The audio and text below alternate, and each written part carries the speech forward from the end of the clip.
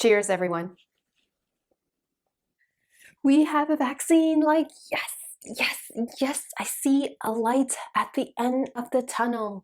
It might be super far away, but it's there, I can see it, woo-hoo! So in today's video, I want to cover the 3 opportunities that I see when it comes to Canadian stocks. I'm going to cover also the hard metrics because we want to see if these stocks are safe. And of course, I also want to cover a bit about taxes because that is everyone's favorite topic. If you are a value investor or looking for opportunities in the Canadian stock market, or you are an income investor, well, you got to check out today's video. So hey everyone, if you want me to create more of these videos for you, please smash that like button, like hit it. So you let me know to create more of these videos for you because there's a vaccine and we see a light at the end of the tunnel. What are the 3 opportunities that I see in the Canadian stock market like right now? Now the first opportunity is RioCan. Now, if you've been following me for like months and supporting me in this channel, which I would love to say thank you from the bottom of my heart. I'm saying is that if you've been following me for months and building a position in RioCan, you would have been rewarded this week with a recent beautiful pop overnight because of course we have a vaccine coming. That means we are gonna go back to normal shopping. Okay, so let's jump into the metrics, what I'm seeing when it comes to RioCan. RioCan's price per book value is like 0.6. Now, this is like amazing because we have not seen a price per book value of under 1 in like forever for RioCan. Its dividend yield, I mean, it's actually called distribution yield because there's a real estate investment trust. They don't call it a dividend yield. And this is going to be super important when I talk about taxes later. So stick around. About the, distribution, it's actually pretty solid. I mean, some people might see it as a value trap, meaning like the yield is so high that they're just suckering investors in. But I think it's still solid, and I'll tell you why. Right now, it's 8.9%. The past few months is actually ranging from 9 to 10%, which is like the highest yield it's ever faced in the last like years, like forever. Okay, now this is where it gets really interesting. Its payout ratio. Now, its payout ratio is calculated based on its funds from operations. Basically, like accounting terms, it's an accounting term, but really it means, hey, what's this cash flow from operations and is it enough to afford to pay out distributions to everyone? And what we're seeing right now is 86.2%. And this is actually taken from its recent earnings. So this is super recent. Now, this is super surprising to me because I didn't expect RioCan to actually like recover this fast, this much rent so fast. Now, what are some risks when it comes to RioCan? Okay, well, the obvious one is that we have a vaccine that's coming out, but we don't know when. It's going to take, months. It takes 2 shots. It's got like, it needs to be a super cold temperature. So I would say we don't know when it's going to come.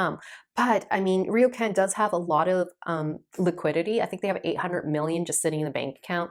So I'll just say, and of course, the government also has interventions where they've been able to supplement the rent for commercial properties only. So they've been dipping into that. So there's some ways that they've been able to recover rent. And they also have been using their security deposits to help offset the rent so that they're not collecting. So that's the kind of risk. So all I'm trying to get at is that they're going to have to keep doing this until this vaccine comes out and everyone gets vaccinated and then we go back to normal. But I mean, from a liquidity, cash flow perspective, I'm not worried, but that's still a risk. Second risk is that Edward Sunshine is retiring. He's been the CEO forever for this company. In fact, he founded this company. So, I mean, he's been around and that means like this company's been super solid leadership. They have gone through so much turmoil. I mean, like Target bankrupting, Sears bankrupting. They went through the financial crisis. They had to sell all the US assets. I mean, then they'd start just narrowing into Canadian real estate only. I mean, they've suffered so much in the last 10 years. So under the great leadership of Edward Sunshine, this company has been able to survive and yet thrive. So I would say losing him is a huge blow to the company. But I would say his successor is still like really good. I mean, I think he's going to be really good because he's been in the company for a very long time. If you want to check out these stocks, please check out my Wealthsimple link. You can buy Canadian stocks commission-free in Canada. The only app that does that, like where you can actually open a brokerage account and not pay any commissions to buy these stocks. Check out my description below because you get $10 for opening an account. Like, check it out. This is like the best thing that has happened when it comes to buying stocks in Canada. The second stock I want to cover is Smart Centers. Now that's probably not a surprise because I just covered RioCan. Of course, it would be natural to cover Smart Center. Smart Center is a very, very similar company to RioCan. They're both commercial retail plays. I picked them because Smart Center has been slammed by the stock market. And because its stock has just been so beaten up, I think there's a huge play here. Central star of their huge commercial real estate properties is Walmart, and they build a lot of commercial units all around Walmart. That's really like their big business model. And of course, they're just like RioCan, they've been diversifying their commercial real estate more into residential real estate. So they're getting into condominiums, redevelopments of condominiums, high rises, to build a community rather than just building malls. And I think, of course, given like given what's happened in this year, it's like obvious they need to do that. And they've been doing this for years. So this is good because they obviously recognize that commercial real estate and the whole retail market is just being like turned upside down. So let's run into the hard metrics for Smart Center. So price per book value is still really good. We got less than 1, very similar to RioCan, less than 1, but 0.83. Look at the yield. We're yielding at 7.57, which is pretty solid. This is one of the highest yields this company has ever had in a very, very long time. So basically, it's giving you a pretty healthy distribution every single month. When it comes to its funds from operations, okay, Smart Center. Well, latest news. The Q3 earnings just came in. Okay, sorry, I had to include this right away, and I think it's going to be very, very useful to you guys. So it has a payout ratio of 72.3% based on its latest Q3 earnings from September 30th, 2020, which is like, wow. So they've improved it because they've also sold a lot of condos during that time, and obviously increase their revenue, increase their earnings, and then of course distribute more funds to the investors. So I think 72 is like, wow, a huge improvement from last time. So what's the risks for Smart Center right now? Okay, so one of the big risks I've always seen in Smart Center, and you can check out my video up here where I talk about, and their golden boy is Walmart. So that's their central theme for their retail properties. Given that they're not as diversified as RioCan, I see that as a risk because they're playing like, I think about 25% of their rent collection is from Walmart. So if Walmart ever failed, I mean, that's a huge like blow to Smart Center. not saying like Walmart is going anytime soon. I'm just saying that they're not as diversified when it comes to their tenants. Okay, the third stock I want to talk about is Interrent Real Estate Investment Trust. Now, what does this company do? This company is a multifamily, a residential company. They buy buildings, retrofit it, renovate it, modernize it, and then convert it into residential buildings. Basically boost the rent and make it into a modern multifamily residential building. So let's dive into the hard metrics.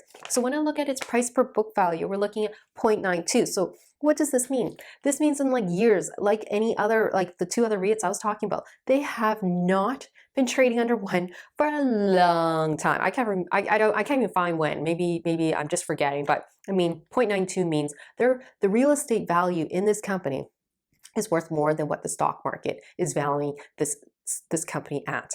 Okay, the dividend, of course, this is not a huge distribution from this company. We're looking at 2.33%, but I'm going to tell you why. There's some really promising results from IIP.UN, and I'll dive into that. Just give me a couple minutes. The next thing I really want to talk about is payout ratio. So funds from operations, super healthy here. It's 69%. So basically, they've been withholding a lot of their funds to obviously acquire more properties and retrofit it and renovate it, and then only distributing 69% of it to investors as distributions on a monthly basis. So what are some risks with this stock? Actually, I don't really have any. I mean, other than like the same usual, the vaccine, we don't know when it's coming. The yield, the distribution yield is really low. So as an income investor, you're probably going to look at this and like going to say boo. But I'll tell you where I see the opportunity. This has been a growing real estate investment trust. Their real estate value has been growing like massively year over year, like a cumulative annual growth rate of like, I think double digits. They've also been increasing their rental income year over year, and they've been just basically growing and growing. And even during this year, during these exceptional circumstances, they've increased their distribution, which is like, I would say, pretty solid. It says a lot about this company. And I would say the insider trading on this company, there's been a lot of buys inside the company, which says a lot about, you know, what they think about the company. So when it comes to taxation, when you buy these 3 REITs, you can buy in your RESPs, you can buy in your RRSPs, you can buy in your TFSA. So basically what I'm trying to get is as long as you buy it in a registered account, you're not going to get taxed on the distributions from these companies. But if you buy it in a non-registered account and think you're going to collect like a dividend tax credit for the government, that's when you get like slammed. Okay, you get slammed with taxes because part of the distribution from these companies is capital gains. Part of the distributions from these companies is interest income, and those get taxed differently in Canada. So interest income is taxed at your marginal tax rate. And of course, capital gains, you know, that's also gets taxed at a different rate. So all I'm trying to get at is that they are not super tax efficient if you buy in a non-registered account. So please, if you're going to buy those stocks, buy in your registered accounts, and be sure to check out my link below, which is Wealthsimple. For opening an account, you get $10 plus you also don't pay any trading fees when it comes to buying these REITs. So be sure to check my link below. Hey everyone, if you found this video super helpful, please give me a thumbs up. It really helps with the algorithm. And if you want to check out more videos on Canadian stocks, because not a lot of people talk about Canadian stocks on the YouTube arena, then check out these playlists where I do deep dive on small cap stocks and large cap stocks. Anyways, I'll see you in the next video.